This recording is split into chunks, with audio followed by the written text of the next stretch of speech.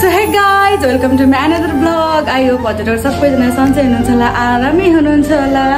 आज हामी यति राम्री भएर कहाँ जान लाग्यो? घुम्न जान लाग्यो। घुम्न।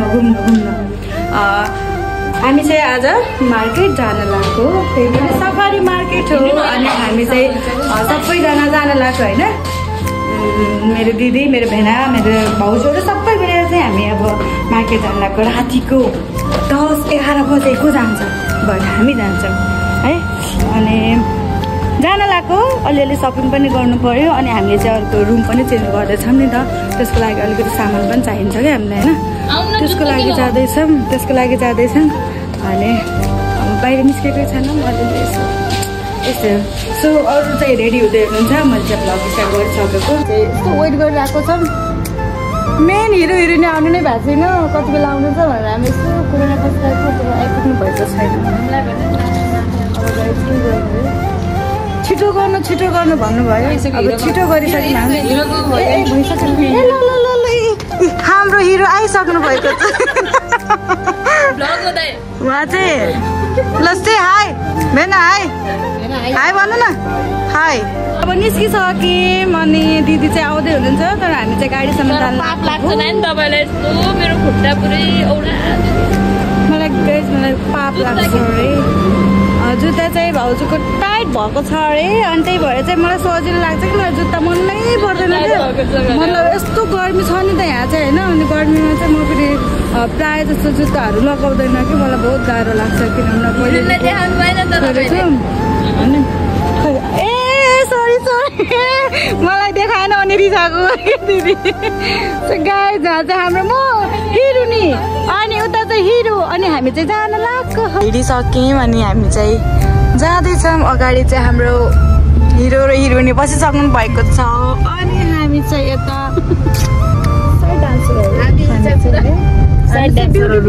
डान्सरहरू यस्तो हो नि। अगाडि हिरो हिरोइनी ए होइन है त्यो उहाँहरू चाहिँ हाम्रो बाउ आमा गार्जेन हामी त विदेशमा हाम्रो भेनाले बेला पिकअप लाइन भन्नुहुन्छ कि तपाईँहरू म कुनै दिन सुनाउँछु होइन। तर आजलाई चाहिँ यति नै। उहाँ चाहिँ मेरो सोल्टिना से हेलो, मेरो दिदी सासू अनि मेरो भाउजू क्युट। उहाँले चाहिँ सासू कसरी भन्नुभयो भनेर चाहिँ भाइ त हुनुहुन्छ गरे तर को हुनुहुन्छ मलाई थाहा छैन। कहाँ चाहिँ हुनुहुन्छ मेरो राजकुमार कहाँ हुन्छ मलाई थाहा छैन। कतारमै छ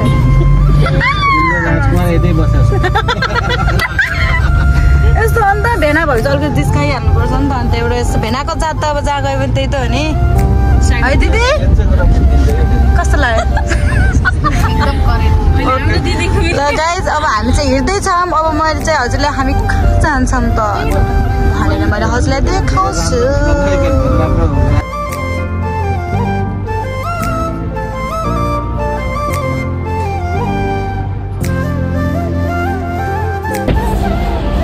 के भयो यस्तो मार्केट भनेर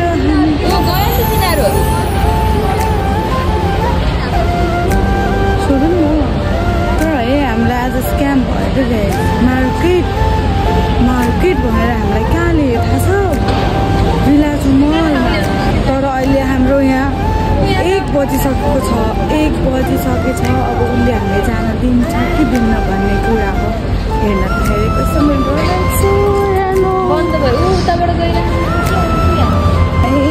दुगारीको जिन्दगी हेर्नु न यो चाहिँ हाम्रो कुकुर हो। नमस्ते सन्चै हुनुहुन्छ? उहाँ चाहिँ हाम्रो पाहुना। यहाँ चाहिँ के छ ए क्लोज भइसक्नु भएको छ। ओके जस्ट वेट मेरो भाउजूले भिडियो बनाउनु अरे। सो के हेर्नु न अब जाने भनेको खास मार्केट हो। मार्केटमा नगएर अब घुम्दै जाऊँ न भन्दाखेरि यहाँ भिलाज मलमा आएको थियौँ। तर अफसोस 12-1 बजिसकेको छ होइन। बन्द भइसक्यो। मेरो भाउजू ब्लगर भिडियो बनाउनु म दिन्छु ल भाइ।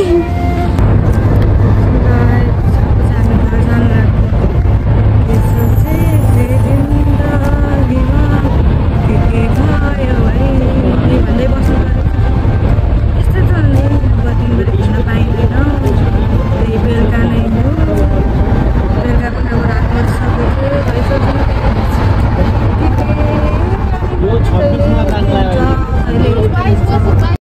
मेरो ब्लगको नेक्स्ट दिन अनि त्यो दिनमा चाहिँ मैले लाइभ इन नै गर्न सकेन थिएँ। लाइक हिजो भनौँ न, हिजो चाहिँ हामी गथ्यौँ घुम्न होइन, अनि लाइभ नै इन गर्न सकेन।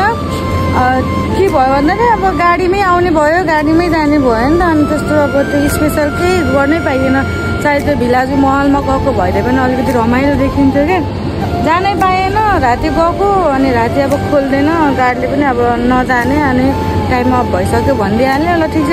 अब महलमा जानलाई पनि अब हिजो धेरै रात भइसकेको थियो कि अब सामानहरू किन्नु पर्ने थियो, तर त्यो चाहिँ हामीले अब आज किन्छौँ होला। अनि म चाहिँ अब अहिले चाहिँ अब कति 4 बजे है, तर 4 बजे बेलुकाको 4 बजे यस्तो गर्मी छ कि पुरै छोड्दैन कि, बाहिर त निस्किनै सकिँदैन भने कि। अनि त्यही भएर अनि हिजो चाहिँ लाइभ इन गर्न सकेको थिएन, पाएको थिएन। अनि त्यही भएर अहिले चाहिँ मैले लाइभ इन गर्न आएको यो माथि चाहिँ। अनि यो चाहिँ हाम्रो छतमा भनौँ न, छतको यो ब्याकग्राउन्ड हो। यस्तो राम्रो छ क्या यो पछाडिको मस्जिद है, मलाई एकदमै मनपर्छ। म चाहिँ बेलुका बेलुका जहिले पनि आइरहेको हुन्छ क्या। अनि यही नै हो गाइज, अब स्पेसल गरौँ भनेको भएन, त्यो महलहरू देखाउनु हुन्थ्यो है हजुरहरूलाई, तर पनि नो प्रब्लम। अब अझै कति बस्नुपर्ने छ यो ठाउँमा, म हजुरलाई देखाउने नै छु।